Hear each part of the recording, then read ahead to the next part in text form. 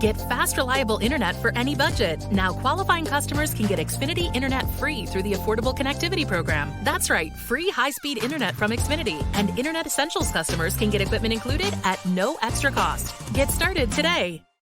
We change our minds every day. About 1 million things a day. This is no different.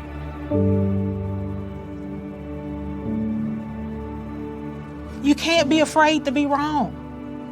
You can't be afraid to say, you know what, I'm just going to rethink this thing. People are not dying getting the vaccine. I better rethink this thing. I'm going to go call my doctor and have a discussion one more time. It is okay to change your mind. Want your boss to put some real action behind the rhetoric when they talk about making your workplace more inclusive? Find out how to hold their feet to the fire and demand diversity on the Diversity Dude podcast. Hello there, and welcome to the Diversity Dude podcast. I'm your host, Lambert Fisher, marriage and family therapist, author, and national speaker on the topic of multicultural awareness and diversity. And whether it be through one of my one-on-one efforts as a marriage and family therapist or my informing and empowering efforts as an author and speaker on the topic of diversity, my personal mission is to do my part to improve the world one strengthened relationship at a time, which is why I appreciate the opportunity to share with you on this podcast an encouraging perspective and practical strategies to help reduce cultural divides and ultimately strengthen cross-cultural relationships, both professionally as well as personally. Today, I want to talk to you about the power of informing ignorance. One of my most common questions that I receive during my live Diversity Made Simple trainings is this: Members, I'm tired of hearing people explain away their offensive words or behaviors by claiming that they didn't know that it was offensive. Everyone knows what's offensive. No one is that ignorant. I mean, how could they not know? Now, first, let me clarify that when I use the word ignorance, I'm not referring to lack of knowledge, competency, or ability. Instead, I'm referring only to lack of knowledge. And every one of us has things that we know, whether that be through having been taught or learned by experience, as well as things that we don't yet know. And these not yet known or understood things qualify as things at which we are currently ignorant about. The goal here is not to identify ignorant people or shun or cancel them, but instead to acknowledge that we all have areas in which we are knowledgeable, as well as things that we're ignorant about or lack knowledge. One of life's greatest goals is identifying ways in which we are ignorant and reducing that ignorance through increasing our knowledge and experiences. How do I bring this up? Well, this topic of multicultural awareness and diversity often becomes relevant in people's personal and professional lives when someone or a group of someone's says or does something that is experienced by someone else as culturally offensive. Somehow or some way, someone's words or actions convey the message that someone else is less than, inconvenient, or problematic, or just plain wrong because of their cultural differences. This becomes even more problematic when the accused offender is confronted and asked to own their disrespectful and inconsiderate actions and apologize for the negative impact of those actions. And in response, the offender has the audacity, it seems, to defend or justify their words or actions. Some even go a step further and express feeling offended by the accusations themselves, in light of them not having intended to offend in the first place.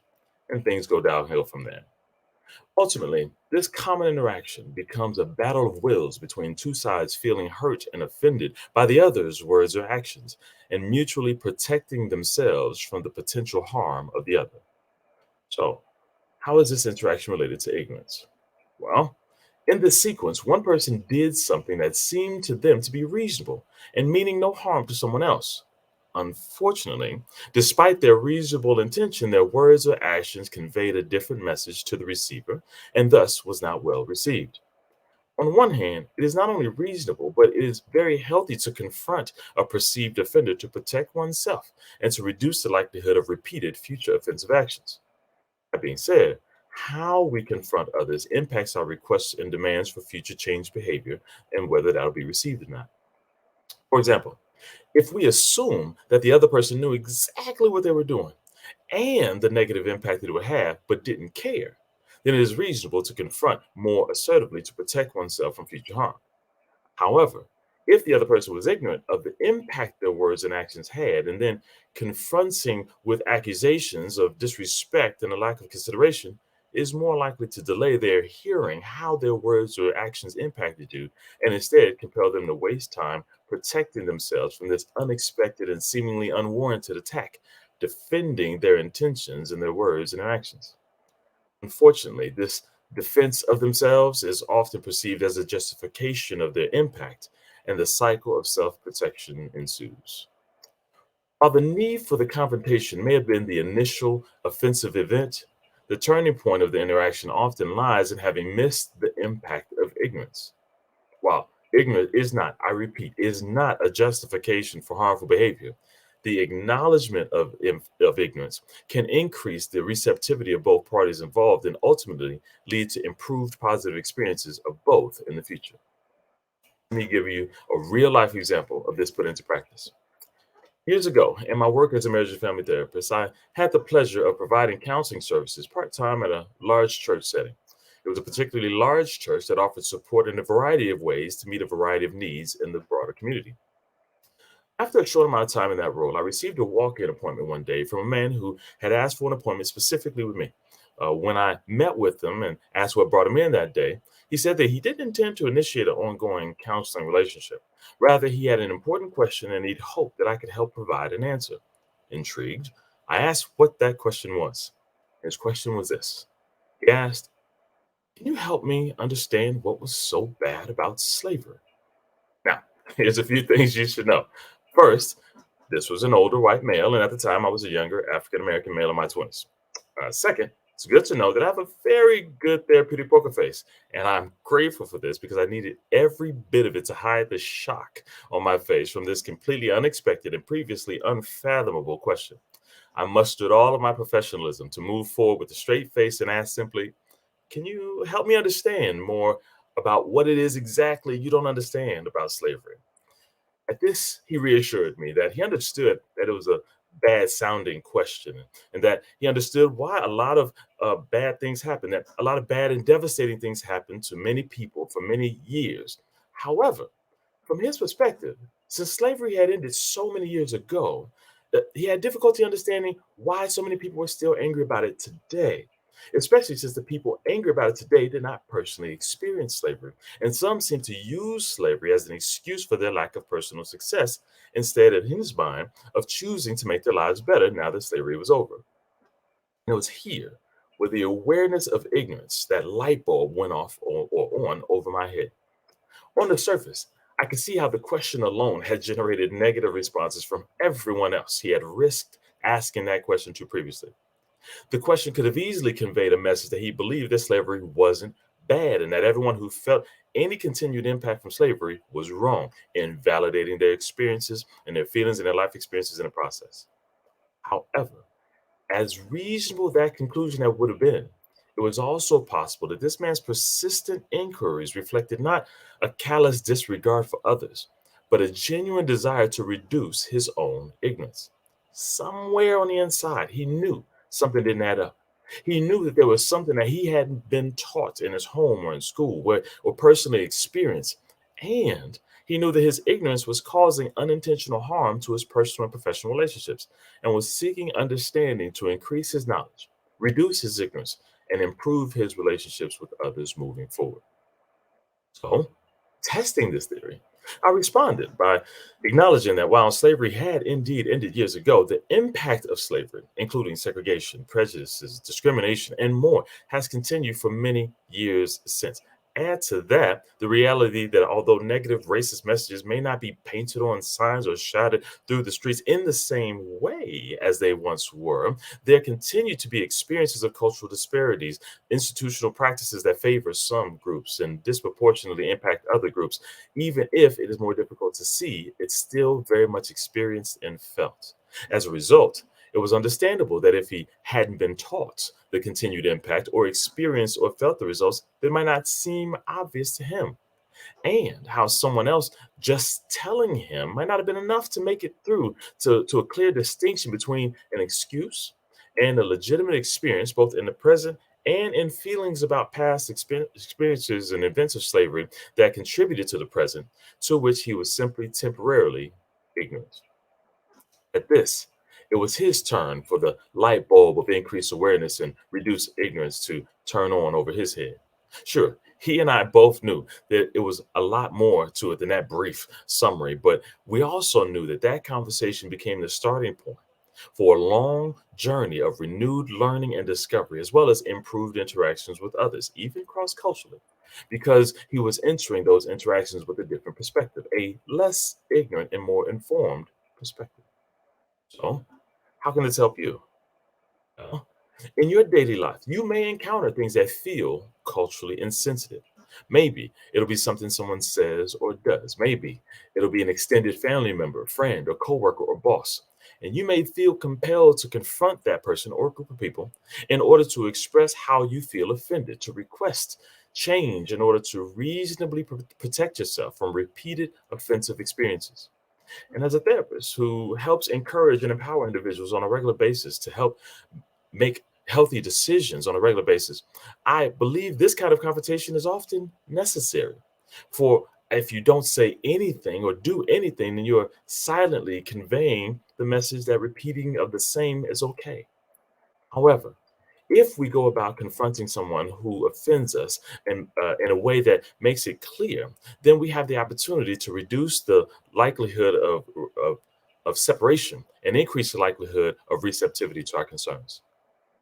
If you confront someone assuming they know and understand exactly the impact of their words and actions, and preemptively accuse them of disrespect and callous disregard, and they are actually ignorant of their impact and they have no clue what you're talking about, then you might unintentionally start a defensive standoff where both parties feel falsely accused and mistreated. However, if you confront, leaving room for ignorance, then you can lead with informing them of the impact of their words or actions, how they are being perceived, and inviting them to change that perception and reduce the negative impact of the behavior with changed behavior. Now, let me be clear. This doesn't always have to be done with a passive smile or even quietly. Sometimes hard truths can only be expressed a certain way. But if you leave room for there to be ignorance involved and seek less to judge or shame immediately and instead inform potential ignorance, then you may not only be contributing to change, but also strengthening the relationship with someone who was never actually the threats you perceive them to be.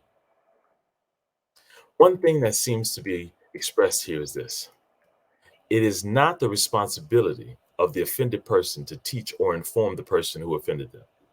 As such, if you are on the receiving end of information shared to reduce your ignorance, please appreciate that person for risking offering a precious gift of information and make every effort to ensure that that gift was not given in vain. Do something with it to improve future experiences with them and everyone else you encounter. All that being said, even I can admit that not everyone who is an offending party is ignorant. Some people know exactly what they're doing and their impact and don't care. If this is tested and confirmed, then that's a situation that will require more direct confrontation, hopefully still in a healthy and professional way, but direct nonetheless. I can admit that I once believed that the vast majority of people, especially professionals, could not possibly be ignorant about certain things. After all, how can you live in this world and not hear and understand how people have been impacted? And yet, for the past several years, I've had the pleasure of providing diversity trainings for thousands of helping professionals in various different fields, providing this non judgmental approach, and I've seen more aha moments than I would have previously imagined. I've seen professionals realize their ignorance and how they may have unintentionally influenced some of their interactions with those whom they've served. And I've seen directors, managers, and other leaders realize that their ignorance may have contributed to them unintentionally minimizing the experiences of the people who they lead. Instead of these aha moments leading to self shame and defensive battles, they have often led professionals to feel a new motivation to reduce their ignorance and learn as much as they can about as many people and groups of people as possible to reduce negative impact and ultimately strengthen personal and professional relationships. My hope for you is that you will be on the lookout for the influence of ignorance around or maybe within you. And instead of judging ignorance, take the time to risk to inform ignorance. I believe that you may also be pleasantly surprised by the amount of aha moments you see and the personal and professional relationships that you may be able to save in the process. With that, I'll say thank you again for listening in to the Diversity Do podcast. If you have any pressing diversity-related questions that you would like me to address on an upcoming podcast, or if your organization is in need of a shame-free and empowering guest speaker or training on this sensitive topic, feel free to reach out to me directly at www.lambertfisher.com. And if I can address any topics directly, then you can reach out to me and I will help you do it from a relationship perspective as well. As always, remember this. You don't need to know everything about everyone in order to have a positive impact on someone. Thank you all for tuning in and have a great day. Tune in each week and find out how to demand and implement diversity at your job. To hear more, check out previous Diversity Dude shows on ShalettaMakesMeLaugh.com. At Hy-Vee, we take pride in being part of the communities we serve. In 2021, we donated more than 14 million meals, and this year, we're committed to doing even more. For over 90 years, we've been the place that people turn in time of need, and we take that very seriously. That's why we're loading our semis full of food this week and making deliveries across the Midwest to help families this Easter.